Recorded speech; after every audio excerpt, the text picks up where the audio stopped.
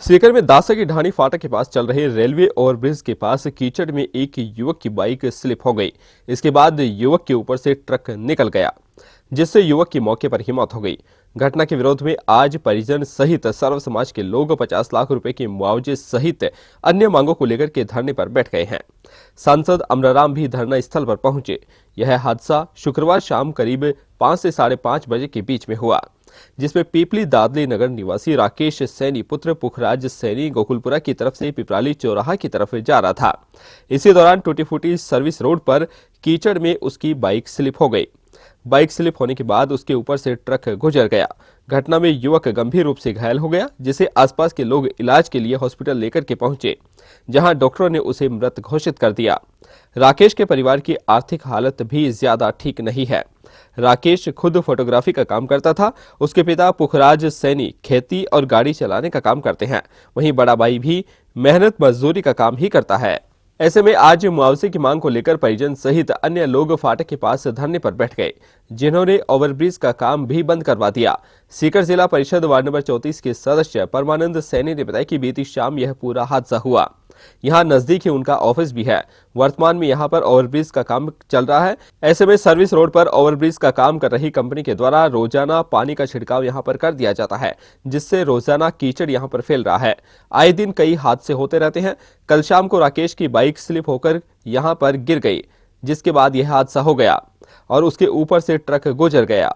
हालांकि उसके अस्पताल भी लेकर पहुंचे, लेकिन वहां उसकी मौत हो गई। ये है कि 22 साल का जवान जो इधर से गुजर रहा था और जिस तरह की सर्विस रोड की हालत है, अपनी मोटरसाइकिल जिस तरह से कीचड़ और ये स्थिति थी, उससे गिरा और गाड़ी से चला गया। तो ये इस कॉन्ट्रैक्टर की सबसे बड़ी गलती है कि पिछले कई महीनों से काम चल रहा है, लेकिन सर्विस रोड नाम की चीज़ नहीं है। आम जनता तो परेशान होती है और एक बाप का सारा उस परिवार का 22 साल का जवान आर्थिक सहायता कॉन्ट्रैक्टर दे, क्योंकि उसके कारण जान गई है। उसके बाद ट्रक वाले की है।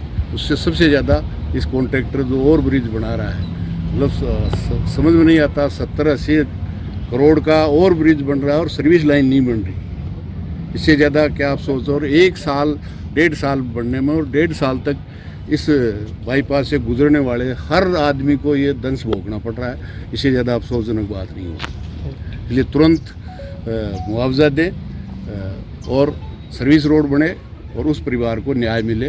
अगर इसके लिए आम जनता जो न्याय के लिए बैठी है, उनकी धैर्य की परीक्षा प्रशासन न ले, तुरंत इस पर कार्रवाई करके इसका समाधान करे, उसके परिवार को न्याय मिले। 2 घंटे से यहाँ धरने पे बैठे हैं।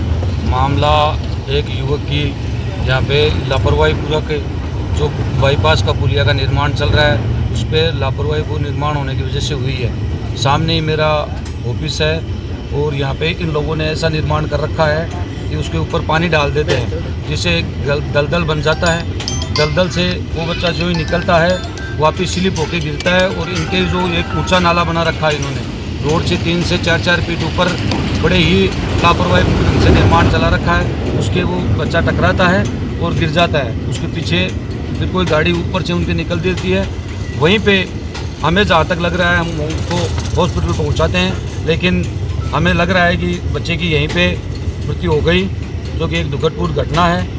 इस कंपनी से और प्रशासन की लापरवाही मानते हुए हम लोगों ने यहाँ धरना दे रखा है। सुबह से हम 2 घंटे से बैठे हैं। अभी तक सिर्फ बहुत ही निचले स्तर के एक छोटे गेली यहाँ के उद्योग नगर से जो SHO हैं, वो हमसे वार्ता के लिए आए हैं और प्रशासन की तरफ से अभी कोई नहीं आया है। अभी मैनेजर से हमारी SHO ने बात करवाई है।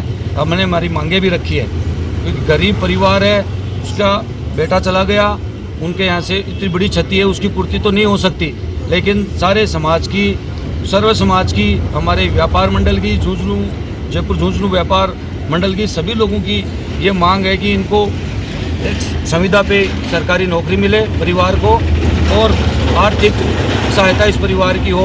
तो कम से कम भगवान ने तो इनसे इनका सहारा छीन लिया, लेकिन एक आर्थिक संबल के सहारे ये अपना आगे का जीवन यापन कर सके। तो प्रशासन की तरफ से हमारे कोई बड़ा अधिकारी नहीं आया, उसको लेके हमारे रोष है। अभी हम कंपनी का काम तो हम लोगों ने बंद करवा दी।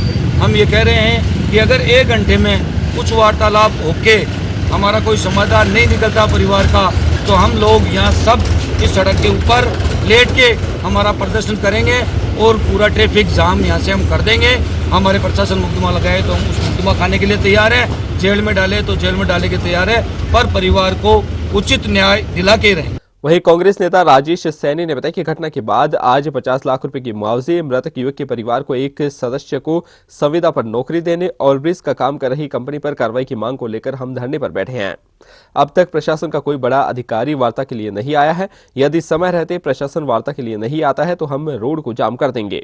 धरने पर बैठे लोगों का कहना है कि जब भी ओवरब्रिज का निर्माण होता है तो सर्विस रोड को आवागमन के लिए पूरी तरह से ठीक किया जाता है, लेकिन यहाँ पर सर्विस रोड भी टूटी फूटी पड़ी है, जिस पर रोजाना पानी का छिड़काव करने से यहाँ पर कीचड़ फैल रहा है।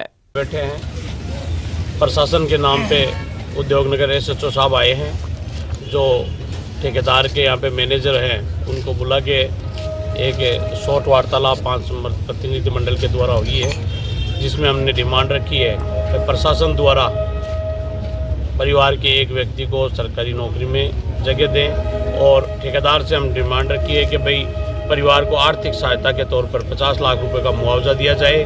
साथ ही जो घटना हुई है ऐसी घटना दोबारा नहीं हो, इसके लिए अल्टरनेट रास्ते खोले जाएं, और ये यहाँ पे जो रोड बनी है सर्विस रोड पहले तैयार की जाए, जिससे अन्य हो कोई हादसा नहीं हो, क्योंकि हादसा होने के जस्ट तुरंत बाद 3 और बच्चे यहाँ पे जो गिरे हैं, पड़े हैं, उनके भी हाथ पैरों में चोटें आई है। तो ये आए दिन का काम है, लगभग रोजाना 2-4 हादसे से होते रहते हैं। गर्मी ने तय कि किसी को मतलब मौत नहीं हुई, और कल ये ऐसी व्यवस्था हुई कि जैसे बच्चा जा रहा था हाथों हाथ आंखों के सामने देखते देखते वो मंजर, वो बच्चा ख़त्म हो गया।